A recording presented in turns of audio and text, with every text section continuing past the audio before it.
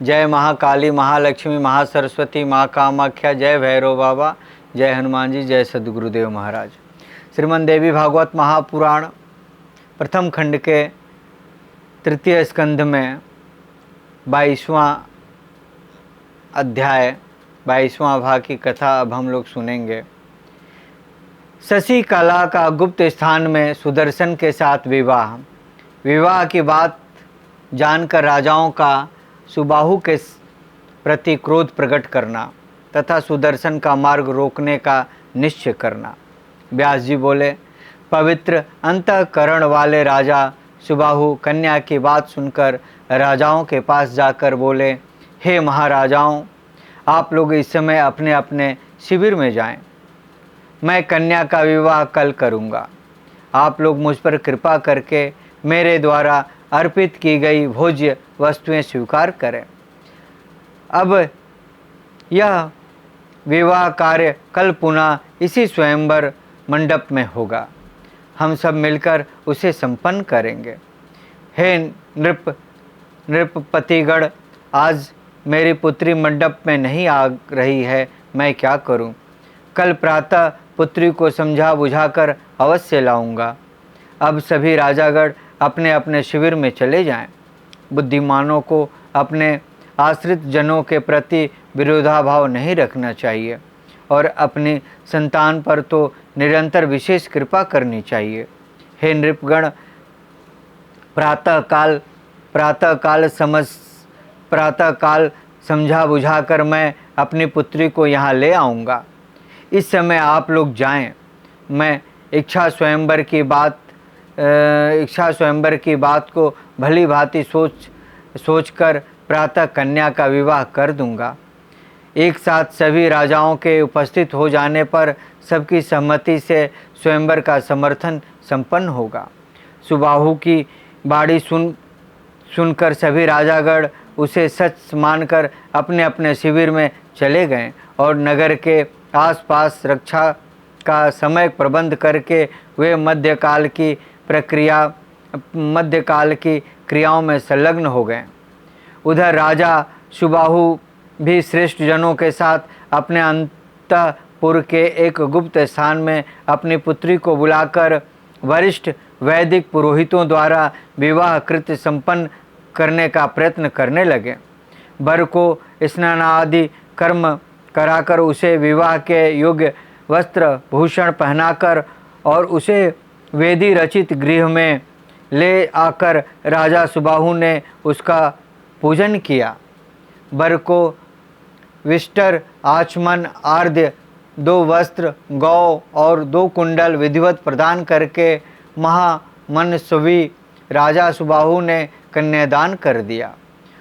उदार हृदय वाले सुदर्शन ने भी सभी वस्तुएं स्वीकार कर ली। अब मनोरमा की चिंता दूर हो गई। उस समय कुबेर पुत्री के समान उस सुंदर केशों वाली शशि कला को पाकर सुदर्शन ने अपने आप को परम धन्य समझा। उस समय आनंदित एवं निर्भीक सभी मंत्री राजाओं द्वारा आभूषण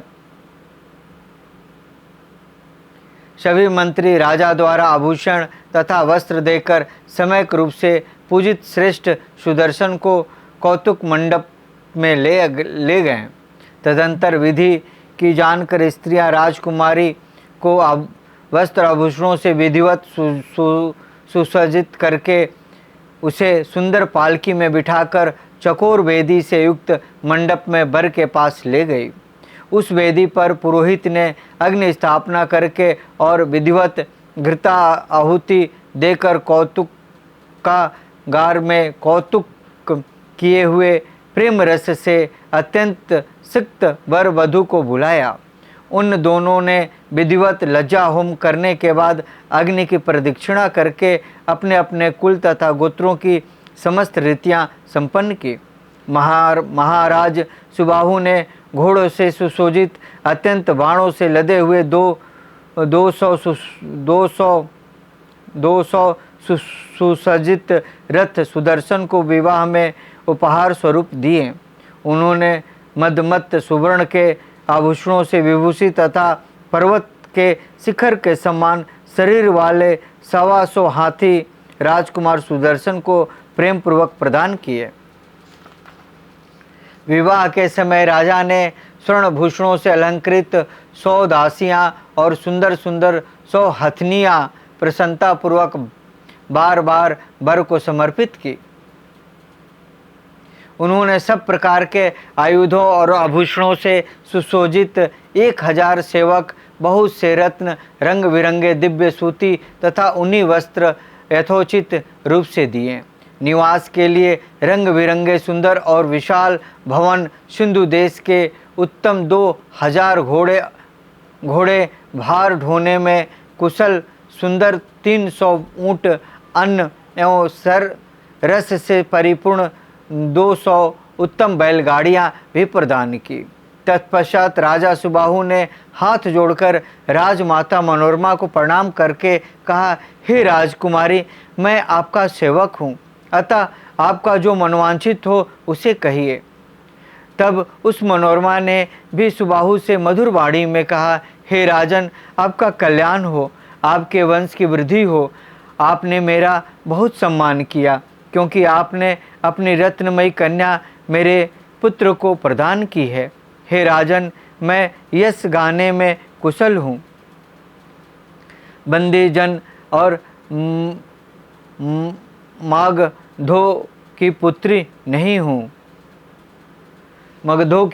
नहीं हूँ, जो भली भांति आपकी प्रशंसा कर सकूं। आप तो अपने ही हैं, अतः आप श्रेष्ठ स्वजन की मैं क्या स्तुति करूं। आप एक उत्तम नरेश हैं और मेरे संबंधी हो गए। आपने मेरे पुत्र को सुमेरु के समान बना दिया है। अहो, महान आश्चर्य है। आप जैसे राजा के पवित्र चरित्र का वर्णन कहाँ तक करूं, जो कि आपने इन सभी राजाओं को छोड़कर राज्य से च्युत वन में निवास करने वाले, धनहीन, पिता विहीन, सेना रहित, फल के आहार पर ही रहने वाले तथा संपत्तिहीन मेरे पुत्र को अपनी प्रिय तथा कुलीन कन्या प्रदान कर दी। अपने सम्मान, धन, कुल और बल वाले को ही कोई अपनी पुत्री प्रदान करता है। हे राजन, आपको छोड़कर कोई भी राजा मेरे धनहीन पुत्र को अपनी रूप गुण संपन्ना पुत्री नहीं दे सकता। सभी महान तथा बलशाली राजाओं में शत्रुता लेकर आपने मेरे सुदर्शन को अपनी कन्या अर्पित की है। हे राजन, मैं आपके इस धैर्य का वर्णन क्या करूं। इस प्रकार मनोरमा के कृतज्ञता पूर्ण वचन सुनकर महाराजा सुबाहु ने प्रसन्नतापूर्वक हाथ जोड़कर पुनः यह वचन कहा, मेरा यह अति प्रसिद्ध राज्य आप ले लीजिए और आज से मैं आपका सेनापति हो जा रहा हूँ। नहीं तो आप आधा राज्य ही ले लें और अपने पुत्र के साथ यहीं रहकर राशि भोगें, क्योंकि अब काशी में निवास छोड़कर किसी वन या ग्राम में आप लोग रहें, ऐसा मेरा विचार नहीं है। सभी उपस्थित भूपगण मुझ पर अत्यंत रुष्ट हैं। मैं जाकर पहले उन्हें शांत करूंगा, इसके बाद दान एवं भेद नीति का विधान करूंगा। यदि इस पर भी वे अनुकूल न होंगे तो उनसे युद्ध करूंगा। यद्यपि हार और जीत तो देवाधीन है, तथापि जिस पक्ष में धर्म रहता है उसकी विजय होती है। धर्म के पक्ष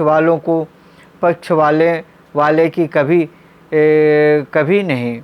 अतः अधर्म से युक्त उन राजाओं का अपना सोचा हुआ कैसे हो सकता है। उन सुबाहु के सम्मान पाकर पूर्ण रूप से आनंद मग्न मनोरमा उनकी सारगर्भी वाणी सुनकर अत्यंत प्रसन्न होकर उनसे हितकर वचन कहने लगी।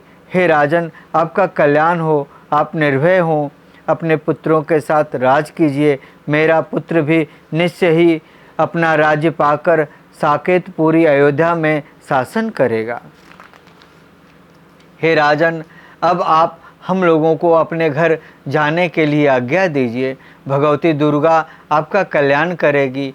हे राजन, मुझे अब कोई चिंता नहीं है, क्योंकि मैं परा अम्बा भगवती का भली भांति चिंतन करती रहती हूँ। इस प्रकार उन दोनों में विधिवत वाक्यों द्वारा अमृत के समान मधुर वार्तालाप में रत बीत गई।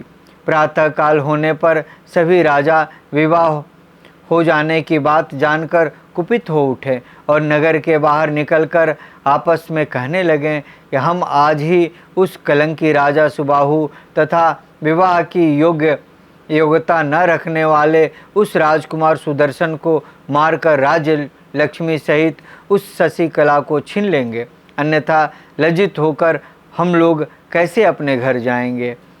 आप सब लोग बजाई जा रही तुरहियों तथा शंखों के निनाद, गीत ध्वनि तथा अनेक प्रकार के वेद ध्वनि सुन ले। भृंगों के भी शब्द हो रहे हैं, भृंगों के भी शब्द हो रहे हैं। हम लोग तो ऐसा मानते हैं कि राजा सुबाहु ने विवाह संपन्न कर दिया। राजा ने हमें बातों से ठग कर वैवाहिक विधि से पांडी ग्रहण संस्कार अवश्य कर दिया। हे राजाओं, अब हम लोगों को क्या करना चाहिए, इस विषय में आप लोग सोचें और आपस में विचार करके एक निर्णय लें। इस प्रकार राजाओं में परस्पर बातचीत हो रही थी कि इतने में प्रीतम प्रभाव वाले काशीपति महाराज सुबाहु कन्या का पांडी ग्रहण संस्कार संपन्न करके प्रसिद्ध तेज वाले अपने मित्रों को साथ लेकर उन राजाओं को निमंत्रित करने के लिए शीघ्र उनके पास गए। काशीराज सुबाहु को आते देखकर उपस्थित नरेशों ने क्रोध के कारण कुछ नहीं कहा, वे मौन साध कर बैठे रहे। राजा सुबाहु उनके पास जाकर हाथ जोड़कर प्रणाम करके कहने लगे कि सभी राजागण भोजन करने के लिए मेरे घर आए। कन्या ने तो उस राजकुमार सुदर्शन का पति रूप में वर्ण कर लिया है। मैं इस विषय में अच्छा बुरा क्या कह सकता हूँ। आप लोग शांत हो जाएं, क्योंकि महान लोग दयालु होते हैं। राजा सुबाहु की बात सुनकर सभी राजा क्रोध से तमतमा उठे। उन्होंने कहा, राजन, हम लोग भोजन कर चुके हैं, अब आप अपने घर जाएं।